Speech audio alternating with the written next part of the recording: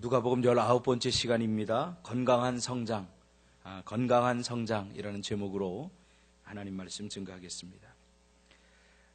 자녀를 어떻게 키우는 것이 잘 키우는 것인가, 부모들의 한결같은 고민이고 또 염려하는 부분입니다. 인생에서 성공하려면, 또 하나님의 백성으로 성공하려면 우리 자녀를 잘 양육해야 됩니다. 우리가 엘리 제사장의 예를 들어서 우리가 잘 알게 되듯이 하나님의 그 제사장임에도 불구하고 그가 자녀 교육에 실패한 것을 보면서 그의 사역을 우리가 가늠해 볼 때 과연 그가 하나님이 주신 사역을 잘 감당했느냐라고 하는 퀘스천 마크를 우리가 한번 붙여보게 됩니다. 한국의 부모들은 자녀 교육에 열성입니다.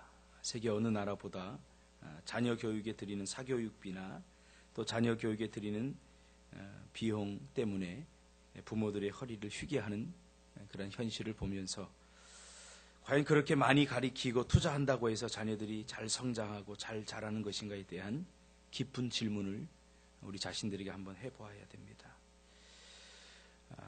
교육의 성공은 가장 중요한 것, 척도가 뭐냐면 자녀들이 행복해야 됩니다.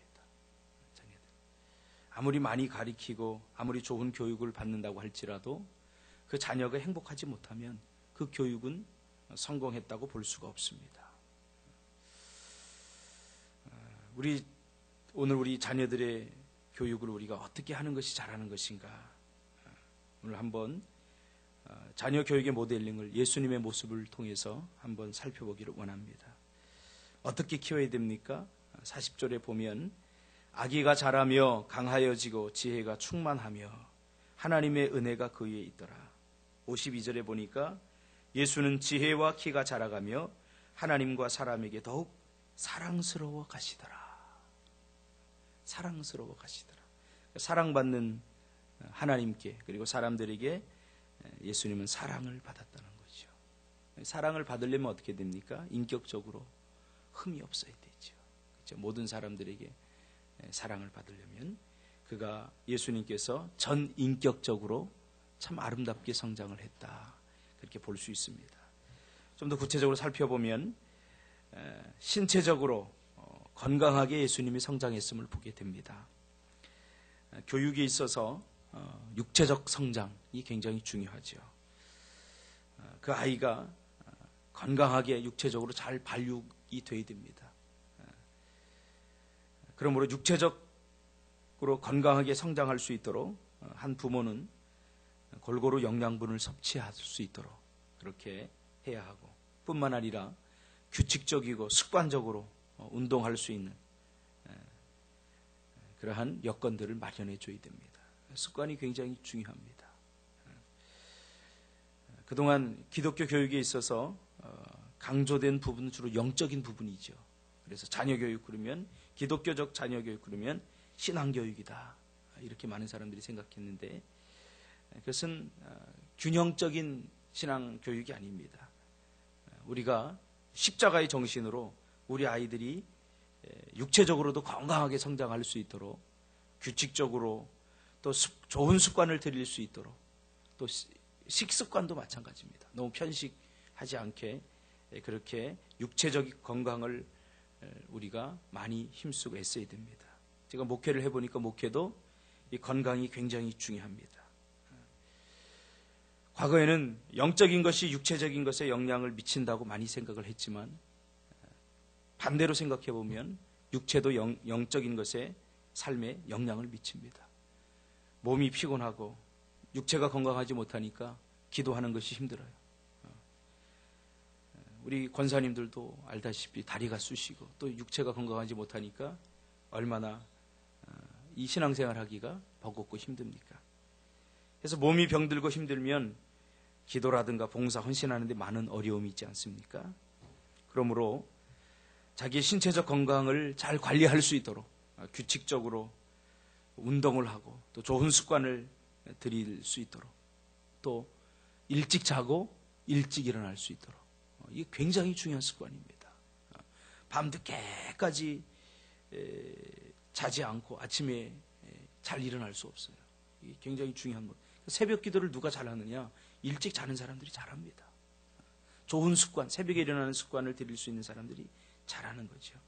그러니까 예수님을 가만히 살펴보면 예수님은 어떤 체력이셨어요? 강철 체력이 있었어요. 강철 체력. 생각해 보세요. 예수님의 삶을 추적해 보면 예수님은 아침 일찍 일어나서 기도를 시작하고 하루 종일 그의 사역을 감당했어요. 그리고 밤 늦도록 또 하나님께 기도했어요. 보통 사람 같으면 이거 힘들어요. 그것을 보면서 참 예수님의 부모님 마리아와 요셉이 어릴 적부터 그가 하나님께 주신 지혜와 은혜로 참 육체적으로 건강할 수 있도록 예수님을 잘 양육했다. 그것을 보게 됩니다. 저는 기관지가 좀 좋지 않습니다. 그래서 제가 어릴 적에 그 폐렴을 좀 앓았습니다. 그래서 자꾸 이렇게 잔기침이 나오고 이렇게 하는데 참 미안해요. 저번 주에도 저희 장로님, 매형 되시는 장로님 와서 예배를 드리고 나서는 참 목사님 마음이 아프다고. 이게 킁킁 하는 소리와 이런 것들이 참 제가 설교할 때도 참 미안한 부분인데 제가 건강을 잘 지키지 못하니까 또 제가 부교육자 시절에 이 건강을 잘 지키지 못했어요. 얼마나 그런 것들이 제 마음을 아프게 하는지 모릅니다. 여러분들도 건강을 잘 지키시기를 바랍니다. 두 번째로는 정신적 건강입니다. 오늘 예수님이 사람과 하나님 앞에 더욱 사랑스러워지더라. 이 정신적 건강. 지혜가 충만하더라. 이것은 정신적 건강을 의미하죠. 예수님의 사역이 힘이 있고 변함없이 한결갈 수 있었던 이유는 바로 예수님의 정신이 건강했기 때문이죠. 그는 우리와 똑같은 육체를 입고 있었기 때문에 인간의 몸을 입고 받을 수 있는 모든 스트레스 그리고 정서적인 충격과 아픔 모든 것을 다 경험했습니다. 그럼에도 불구하고 그가 정신적으로 건강했던 것은 그가 예수님의 부모로부터 충분히 정서적 사랑을 받고 또 친밀한 정서적으로 아주 건강하게 성장했다는 것을 보게 됩니다. 제가 상담을 하면서 깨닫게 되는 것은 뭐냐면 아이들이 어릴 적에 충분히 부모로부터 사랑을 받는다라고 하는 느낌을 받고 자란 아이들은 자라면서도 이런 스트레스에 굉장히 강합니다. 그리고 친밀함을 잘 느낍니다. 정신적으로 건강해야 정서적으로 건강해야 정신적으로 건강해야 그가 행복감도 더 많이 느낍니다. 행복지수도 더 높습니다. 예수님은 정신적으로 건강했죠. 정서적으로 불안하거나 또 지나치게 예민한 성격을 가졌다는 근거가 없습니다. 그의 사역을 보면 거침이 없었고 또 이 정신적으로 건강하다는 것은 희노애락을 잘 느낀다는 거예요. 희노애락. 요즘 청소년들은 희노애락을 잘 못 느낍니다. 참 과거보다 더 많이 배우고 지식적으로는 많이 성장했는데 거의 표정이 없어요. 표정. 기쁜 것을 보고 기뻐해야 됩니다. 그런데 요즘 아이들 보면요. 통쾌하게 호탕하게 웃는 아이들이 없어요. 우리 때는 어땠습니까? 그냥 그 염소 한 마리를 보고도 막 웃고 막 서로 장난치고 부대끼고. 근데 요즘 그렇게 웃는 아이들이 없어요.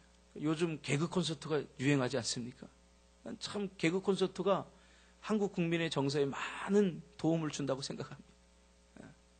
그런 것을 통해서 이 정서적인 건강을 찾으려고 하는 몸부림이 있습니다.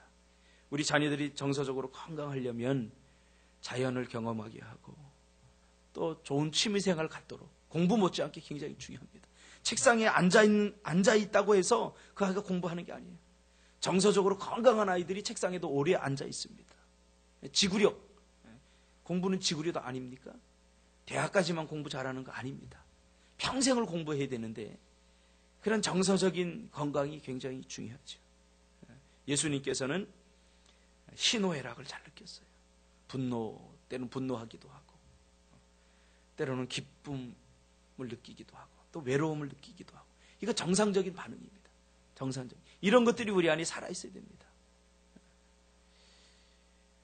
그 정신적으로 요즘 청소년들이 건강하지 못하니까 다른 사람을 괴롭히고도 양심의 가책을 느끼지 못하는 거예요. 그 왕따 문화, 그렇죠? 이런 거 참 정서적으로 건강하지 못하는 것에 대한 표현입니다. 예수님은 이 정서적 건강을 가지고 사역을 즐겁게 잘 감당을 했죠. 때로는 외로움을 느끼기도 하고 슬퍼하기도 하고 그런 것이 가능했기 때문에 사람을 진정으로 위로할 수 있지 않습니까?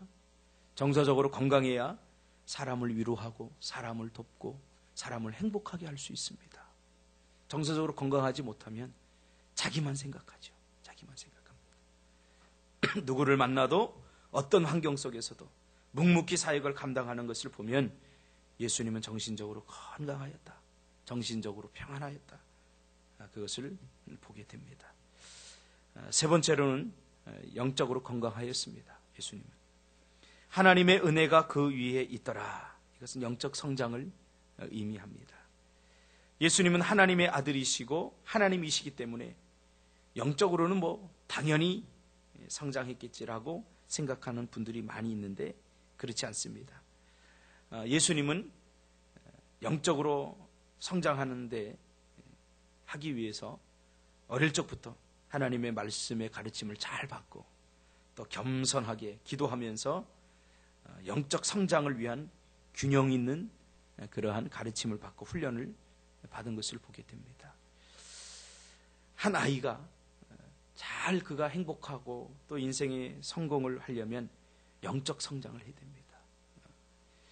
영적 성장을 하려면 어릴 적부터 이 훈련이 중요합니다. 어느 날 갑자기 영적으로 성장하는 게 아닙니다. 제가 이 교육에 관심이 있고 아이들에게 이 관심이 있다 보니까 아이들의 성장을 이렇게 보면서 행복감을 가장 많이 느끼는 경험하는 아이들은 어릴 적부터 교회 안에서 믿음으로 자란 아이들이에요. 그가 평생을 이렇게 성장하면서 잘 흔들림이 없어요. 저도 모태신앙인데 모태신앙들이 갈등을 느끼는 부분이 뭐예요? 어떤 큰 은혜나 큰 경험, 인생에 있어서 담에색에서 받았던 그런 특별한 경험, 특별한 은혜 이런 건 없어요. 그래서 믿음이 쭉쭉쭉 성장하는 것 같지 않아요. 그런 어떤 딜레마는 있지만 그러나 지나고 보니까 이것이 내가 예수 안에서 어릴 적부터 믿음으로 기도하며 성장했다는 것이 얼마나 내 삶에 큰 힘이 되는지 몰라요. 어려움이 와도 잘 흔들리지 않아요. 그리고 이 안에 뭔가 큰 어떤 확신이 있어요. 그러니까 잘 흔들리지 않는다는 거죠. 그러므로 우리 아이들이 어릴 적부터 믿음으로 잘 훈련받을 수 있도록 성장할 수 있도록 그렇게 예배 생활과 기도 생활과 또 영성을 훈련하는 그것이 얼마나 중요한지 모릅니다. 그러므로 우리 자녀들을 키울 때 예수님은 어떤 한쪽에만 치우쳐서 그렇게 성장하지 않았어요. 예수님께서는 신체적으로도 건강하고 또 정신적으로도 건강했고 그래도 영적으로도 건강한 것을 보게 됩니다. 균형적인 발전, 균형적인 성장, 지정의의 균형적인 성장 이것이 중요합니다. 그러므로 여러분 자녀 교육할 때 또 우리 자녀 세대들은 내가 균형적으로 이게 잘 성장했는가 살펴보면서 부족한 부분들을 채워나가고 또 메꿔나가는 요즘 저는 우리 청년들을 대상으로 이렇게 내적 치유를 하면서 참 잘했다 내가 청년들을 내적 치유 이거 공부하기를 잘했다 그런 생각을 합니다. 우리의 과거의 아픔과 상처들 또 우리의 어떤 부분 때문에 내가 영적으로 성장하지 못하고 또 인격적으로도 성장하지 못하는지 그런 것들을 이렇게 가늠하면서 우리 또 청년들이 얼마나 솔직하게 잘 얘기하는지 몰라요. 그것을 보면서 교육은 어느 시점에서 멈추는 것이 아니라 평생 교육입니다. 부모들도 마찬가지입니다. 부모들이 하나님 천국에 갈 때까지 이 교육은 이루어지는 거예요. 그러므로 교육에 자녀 교육에 성공하는 그러한 복되고 귀한 성도들 되시기를 주님의 이름으로 축복합니다. 기도하겠습니다.